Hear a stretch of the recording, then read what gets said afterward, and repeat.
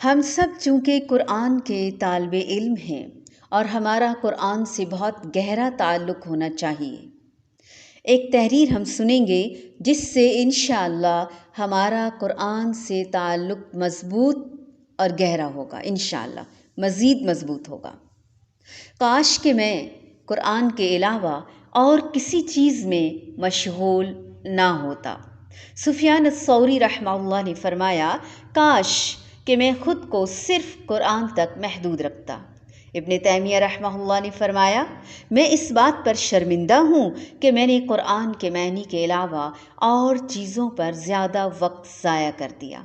سفیان ابن عینیہ رحمہ اللہ کہتے ہیں، اللہ کی قسم یہ معاملہ اپنے اعلیٰ مقام کو اس وقت پہنچے گا جب اللہ تعالیٰ تمہیں ہر چیز سے بڑھ کر محبوب ہو جائے، تو جس نے قرآن سے محبت کی اس نے اللہ تعالیٰ سے محبت کی۔ خوب سمجھ لو جو تم سے کہا جا رہا ہے۔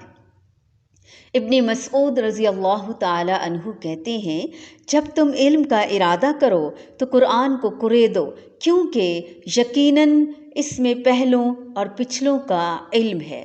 ابو ہریرہ رضی اللہ تعالی عنہ نے فرمایا، بے شک وہ گھر جس میں قرآن پڑھا جاتا ہے وہ اپنے رہنے والوں کے لیے کشادہ ہو جاتا ہے، اس کی خیر بڑھ جاتی ہے، اس کی خیر بڑھ جاتی ہے، اس میں فرشتے آتے ہیں اور شیاطین نکل جاتے ہیں، اور بے شک وہ گھر جس میں اللہ تعالیٰ کی کتاب میں سے کچھ نہیں پڑھا جاتا وہ اپنے رہنے والوں کے لیے تنگ ہو جاتا ہے، اس کی خیر کم ہو جاتی ہے اور فرشتے اس سے نکل جاتے ہیں اور شیطان اس میں آنے لگتے ہیں۔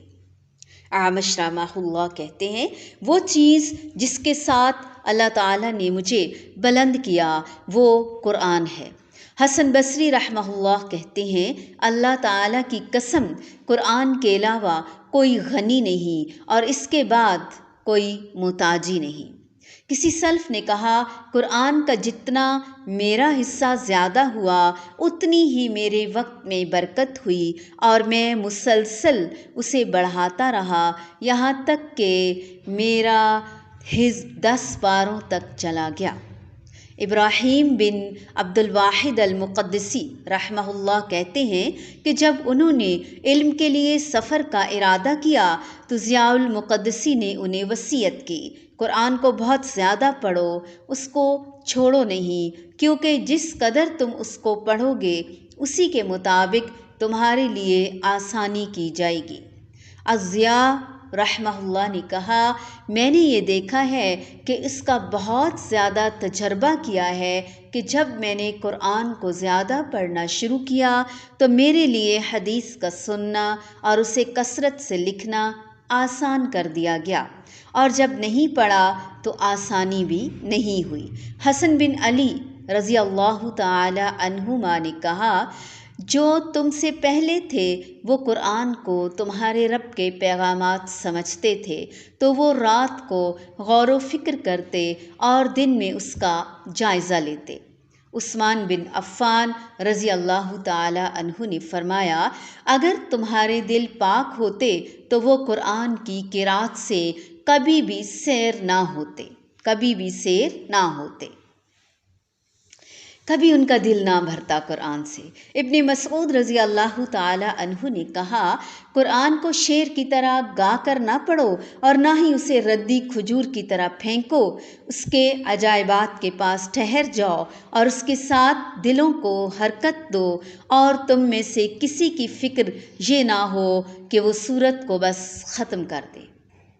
ابی بن کعب رضی اللہ تعالی عنہ سے کسی نے کہا کہ مجھے وصیت کیجیے۔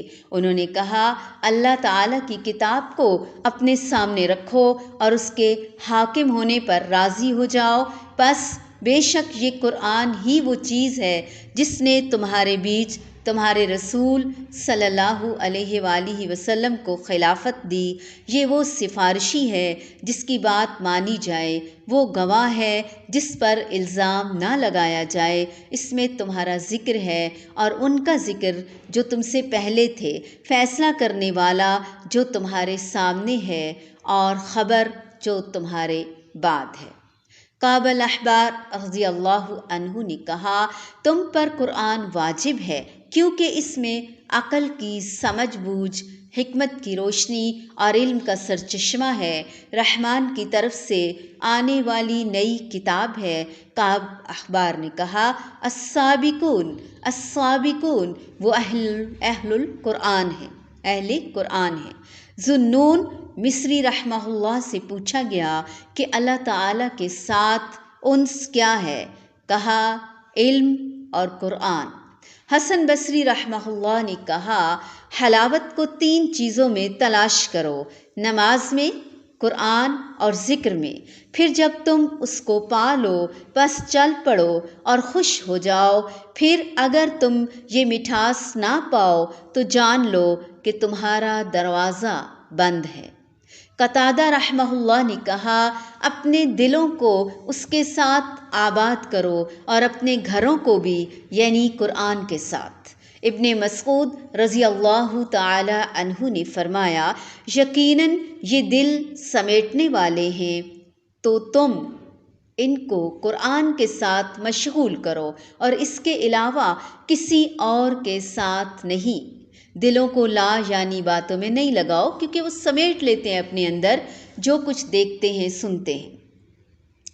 عبداللہ بن عمر رضی اللہ تعالی عنہ نے فرمایا، تم پر قرآن واجب ہے، پس اسے سیکھو اور اپنے بیٹوں کو سکھاؤ، پس بے شک تم سے اس بارے میں سوال ہوگا اور اسی کے ساتھ تمہیں بدلہ دیا جائے گا، اور یہی نصیحت کرنے کے لیے کافی ہے اس کو جو عقل رکھتا ہے۔ ابن القیم رحمہ اللہ نے فرمایا، جب تم اس بات کا ارادہ کرو کہ تم یہ جانو کہ تمہارے پاس اور دوسروں کے پاس اللہ تعالیٰ کی محبت میں سے کیا ہے، تو اپنے دل میں قرآن سے محبت کو دیکھ لو، پا لو، جان لو۔ اللہ اکبر کبیرہ۔